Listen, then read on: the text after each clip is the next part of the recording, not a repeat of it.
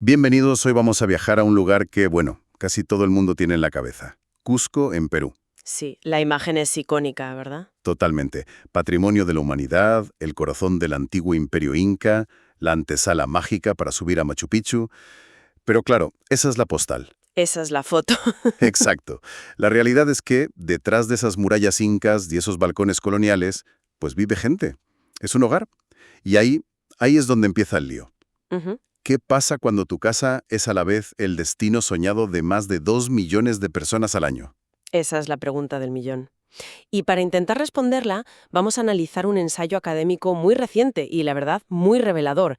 Se titula Vivir entre turistas. Vivir entre turistas, vaya título. Sí, y lo ha escrito Lisbeth Carita Pérez, que es de la Universidad Nacional de San Antonio Abad del Cusco, o sea que conoce el terreno de primera mano. Ajá, eso es clave. No habla de oídas. Para nada. Y lo interesante es que no se queda en la queja, sino que intenta, pues, construir un modelo para entender qué sostiene esa convivencia. Claro, porque a primera vista parece que la cosa funciona, pero el equilibrio es súper precario.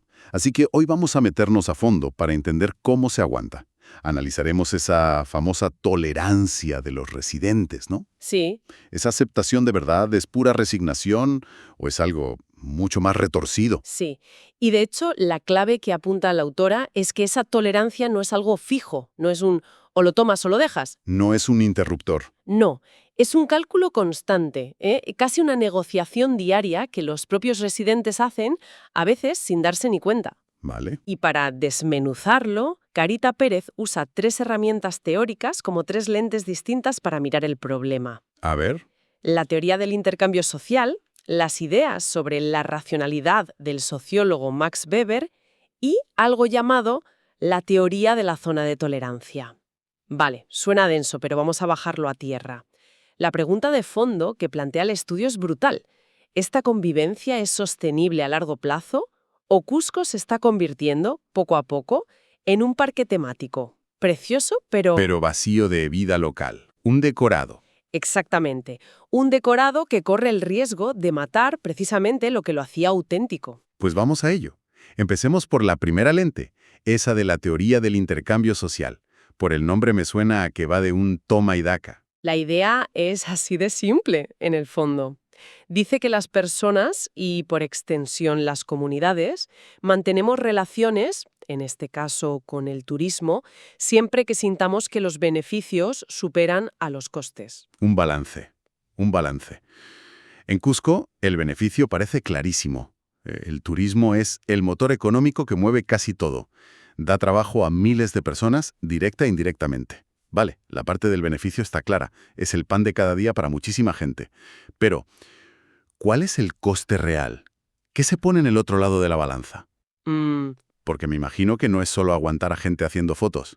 Ahí es donde el ensayo de Carita Pérez pone el dedo en la llaga, y con datos que son para caerse de espaldas. Apunta a un fenómeno que llama terciarización. Terciarización, sí. Y ojo al dato, en el núcleo del centro histórico, solo el 1% de los edificios mantiene un uso exclusivamente residencial. Espera, ¿cómo? Solo el 1%. El 1%. Eso es una locura. Eso significa que el 99% restante son hoteles, restaurantes, agencias de viajes, tiendas de souvenirs, bares. ¿Todo para el turista? Básicamente, tu barrio ha dejado de ser un barrio para convertirse en un centro comercial al aire libre. Ya no tienes una ferretería, tienes una tienda de camisetas de alpacas. Exacto. Y aquí es donde la autora introduce a Max Weber para darle más profundidad al análisis. Weber distinguía entre dos tipos de racionalidad que están en conflicto permanente en un lugar como Cusco. ¿Vale? Por un lado, la racionalidad formal, que es la lógica del Excel, la del cálculo coste-beneficio. El turismo genera X millones, crea Y puestos de trabajo. Claro. Desde esa lógica, sacrificar el 99% del espacio residencial tiene sentido económico. Claro, es la lógica empresarial pura y dura. Si un bajo comercial da más dinero como pizzería para turistas que como panadería para los 4 vecinos que quedan, pues se pone la pizzería, fin de la discusión. Pero es que luego está la otra cara de la moneda, la que Weber llamaba racionalidad sustantiva. Ajá. Y esta no se guía por el dinero, sino por los valores, la identidad, el sentido de comunidad, la calidad de vida. En resumen, por lo que significa sentirse en casa. Claro, y desde esta perspectiva los costes de esa terciarización son gigantescos. El ensayo habla de turistificación. La vida cotidiana se encarece una barbaridad, desde el alquiler hasta el café. El tejido social se desintegra porque los vecinos de toda la vida se ven forzados a marcharse. Empiezas a sentirte un extraño en tu propia ciudad. Enormes. El estudio menciona también los costes físicos. A ver. Cita mediciones de ruido en la mismísima Plaza de Armas que superan los 70 decibelios de forma constante. 70. Para que nos hagamos una idea, la OMS recomienda no superar los 55. Imagina intentar vivir con el ruido de una aspiradora gigante encendida debajo de tu ventana todo el día. Imposible. Y no solo es el ruido, es el espacio. Apenas el 10% de la superficie del centro histórico son zonas verdes. Es un entorno hostil para la vida familiar, para los niños, para los mayores. La habitabilidad, la calidad de vida se desploma. Eso es, lo fascinante que muestra el análisis es cómo estas dos racionalidades, la económica y la de los valores, están en una guerra abierta. Y en esa guerra, como demuestran los datos, la balanza se inclina peligrosamente hacia el lado del negocio. El intercambio deja de parecer un trato justo y empieza a parecer un abuso. Justo. Vale, pero entonces aquí hay algo que no me cuadra. Si el panorama es tan negro, si la vida se degrada tanto, si te sientes un extraño en tu propia casa, ¿por qué la gente no sale a la calle a protestar? Claro. ¿Por qué lo aguantan? ¿Por qué no arde Troya? Esa es la siguiente pieza del puzzle y es clave. Para explicarlo, la autora usa la teoría de la zona de tolerancia, o ZOT, como se la conoce en los estudios de turismo. Zona de tolerancia. Sí, y la idea es muy intuitiva. Todos tenemos un umbral de aguante. Tenemos un nivel de lo deseado, una ciudad tranquila, limpia, asequible, y un nivel de lo mínimo aceptable, el punto en el que ya no puedes más. Exacto, el punto en el que explotas. Mientras la realidad se mueva en esa franja entre lo ideal y lo intolerable, pues aguantamos. Una especie de goma elástica. La puedes estirar, pero tiene un límite. Justo. Y lo que ocurre en Cusco, según el ensayo, es que la brutal dependencia económica del turismo actúa como un expansor artificial de esa goma elástica. Ah, claro. La necesidad obliga a la gente a estirar su umbral de lo mínimo aceptable hasta límites insospechados. Aceptan niveles de ruido, de aglomeración, de precios, que en cualquier otro contexto serían motivo de una revuelta vecinal. La resignación se disfraza de tolerancia. Eso es. No es que les parezca bien, es que sienten que no tienen más remedio. La alternativa es peor. Pero claro, como decía, esa goma no puede ser infinita. Y supongo que no será igual de elástica para todo el mundo. Ahí has dado en el clavo. El ensayo lo matiza muy bien. La tolerancia no es homogénea, varía muchísimo por barrios. Y por un ejemplo perfecto. La diferencia entre el núcleo central, alrededor de la Plaza de Armas, Ajá. y el barrio de San Blas. Conozco San Blas. Es la zona de los artesanos, más bohemio, con cuestas empinadas y talleres pequeños. Todavía se siente como un barrio de verdad. Exacto. En San Blas, la racionalidad sustantiva, la vida de barrio, todavía tiene un peso enorme. La gente se conoce, hay una identidad fuerte, por eso cualquier elemento disruptivo, ¿Como un hotel ruidoso? o una horda de turistas en Segway, se percibe como una amenaza directa y personal. La intrusión se siente mucho más. Claro. En cambio, en el núcleo central, esa función de hogar prácticamente ha desaparecido. La batalla casi se ha perdido, así que la tolerancia allí se mide ya casi exclusivamente en términos económicos. Entiendo. Es como si en San Blas la goma de la tolerancia fuera mucho más corta y tensa, mientras que en el centro ya se ha dado tanto de sí que ha perdido casi toda la elasticidad. Y además, hay factores externos que hacen que esa goma se encoja para todo el mundo. El texto menciona algo que cualquiera que haya vivido en una ciudad turística reconocerá: la percepción de descontrol por parte del ayuntamiento. Sí.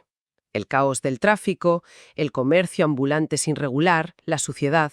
Cuando los residentes sienten que la ciudad es la ley de la selva y que a nadie al mando le importa su bienestar. La paciencia se agota mucho más rápido. Es que no hay nada que te cabree más que sentir que todo es un caos y que tú eres el último mono. Te sientes abandonado. Totalmente. Y eso me lleva al riesgo del que hablabas al principio, el de la musealización. Suena fatal. Es que es el destino final de este proceso si no se frena. Convertir la ciudad en un museo, en un escenario precioso pero muerto. Un decorado para el consumo turístico. Claro. Cuando tu casa se convierta en el lugar de trabajo de otros y en el patio de recreo de extraños, y además sientes que no hay control, pues la resistencia de cualquiera se pone a prueba. Y esa zona de tolerancia tiene un límite. Por muy estirada que esté por la necesidad, tiene un límite. Y parece que Cusco se está acercando peligrosamente a él. Entonces, si la balanza del intercambio está desequilibrada y la zona de tolerancia está al límite, ¿cuál es la salida? ¿Si la hay? ¿Qué propone el estudio de Carita Pérez para que la olla a presión no reviente? Aquí llegamos al tercer y último pilar del análisis, que para la autora es la variable que lo cambia todo: el empoderamiento de los residentes. Sí. La idea es que la tolerancia no depende solo de los inconvenientes que sufres, sino del control que sientes que tienes sobre la situación. Tiene todo el sentido del mundo. No es lo mismo aguantar el ruido de una fiesta si es la de tu mejor amigo y tú has decidido participar que si es la de un desconocido que ni te ha pedido permiso. Claro, El ruido es el mismo, pero la sensación es completamente diferente. esa es la clave. El ensayo lo divide en varias dimensiones.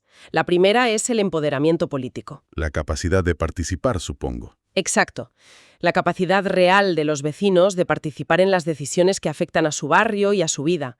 Y por lo que parece, en Cusco esto es un problema enorme. ¿Ah, sí? La percepción generalizada entre los residentes es que las decisiones importantes, dónde se da una licencia para un hotel, cómo se peatonaliza una calle, se toman en despachos sin contar con ellos para nada. Se sienten meros espectadores, como si vieran la transformación de su ciudad desde la barrera, sin poder hacer nada. Peor aún, no solo espectadores, sino a menudo las víctimas de esa transformación. Esta falta de voz, esa desconexión, es un ácido que corroe la tolerancia a un ritmo vertiginoso. Ya me imagino. Pero luego hay otra dimensión, que es casi más profunda. ¿Cuál? El empoderamiento psicológico y social, que tiene que ver con el orgullo, con la identidad, con sentir que la cultura de tu ciudad te pertenece. Claro, y aquí el ensayo pone un ejemplo que es simplemente demoledor. Lo que ha pasado con el Inti Raymi, la Fiesta del Sol. Es el evento cultural más importante del año en Cusco, una celebración de origen inca espectacular. Pues esa celebración se ha comercializado hasta tal punto que se ha pervertido su sentido. Se prioriza por completo al espectador extranjero que paga una entrada carísima. Maya. Se montan gradas que bloquean la visibilidad y el acceso a la población local, que históricamente era la protagonista de la fiesta. No me digas. Algo que debería ser una fuente de orgullo comunitario inmenso, un pilar de ese empoderamiento psicológico, se convierte en un recordatorio humillante de que su cultura se ha empaquetado y vendido como un producto. Y un producto del que se les excluye. En cierto modo, sí. Es que eso es durísimo. Es como si te robaran el alma de la fiesta. Es la máxima expresión de desempoderamiento. Te están diciendo en tu cara: esto ya no es vuestro, ahora es un espectáculo para otros. Dinamita el sentido de pertenencia. Por eso, la conclusión del ensayo, que cita a otros académicos del sector como Bowley, es tan clara y tan potente. ¿Y qué dice? Dice que si los residentes sintieran que sus intereses son una prioridad en la gestión de la ciudad, si tuvieran una voz real, si sintieran que su cultura se respeta y no se vende al mejor postor, su capacidad para tolerar los inconvenientes del turismo aumentaría exponencialmente. Porque cambiaría la naturaleza de esa tolerancia, ¿no? Se transformaría por completo. Dejaría de ser resignación, que es una adaptación forzada por la necesidad, para convertirse en hospitalidad genuina. Que es una elección. Una elección consciente, hecha desde el orgullo y el control. Y esa hospitalidad, esa alianza real entre anfitriones y visitantes, es la única base posible para la sostenibilidad a largo plazo de cualquier destino turístico. Sin ella, el modelo está condenado a fracturarse. Entonces, resumiendo un poco todo lo que hemos extraído de este análisis de Feces Carita Pérez, la imagen que queda es la de una olla a presión. Sí. La aparente calma en el centro histórico del Cusco esconde una tensión profundísima, que se sostiene sobre tres patas muy inestables. A ver. Un intercambio económico que para muchos ya no compensa, una zona de tolerancia estirada hasta casi romperse y, sobre todo, una sensación generalizada de falta de poder por parte de los ciudadanos. Sí, la conclusión final de la autora es una llamada de atención muy seria, una advertencia. La sostenibilidad del turismo en Cusco y, por extensión en muchos otros lugares, depende de un cambio de paradigma radical. Un cambio de modelo. Hay que pasar de ver la ciudad como un producto que se gestiona a verla como un hábitat que se cuida. De priorizar la experiencia del visitante a priorizar la habitabilidad de los residentes. Porque son dos caras de la misma moneda. Claro. Y porque si no se hace, se corre el riesgo real de que esa tolerancia finalmente se agote y el centro histórico del Cusco, lleno de turistas, se quede vacío de lo único que no se puede reconstruir ni importar: su gente. Su alma. Y entonces el decorado, por muy bonito que sea, no le interesará a nadie. Y todo esto nos deja con una reflexión final que va mucho más allá de Cusco y que nos toca a todos como viajeros y como ciudadanos. El ensayo analiza cómo una comunidad soporta el turismo masivo, sí, pero la pregunta que flota en el aire es ¿qué sucede cuando el propio éxito de un destino empieza a destruir precisamente aquello que lo hacía especial? Claro, ¿en qué punto una comunidad o una ciudad entera decide que el precio del turismo es demasiado alto, incluso cuando es lo que le da de comer? Y yendo un paso más allá, la próxima vez que visitemos un lugar así, ¿cómo podemos asegurarnos de que no estamos contribuyendo a vaciarlo de vida? Es una pregunta incómoda, pero quizás sea la más importante de todas.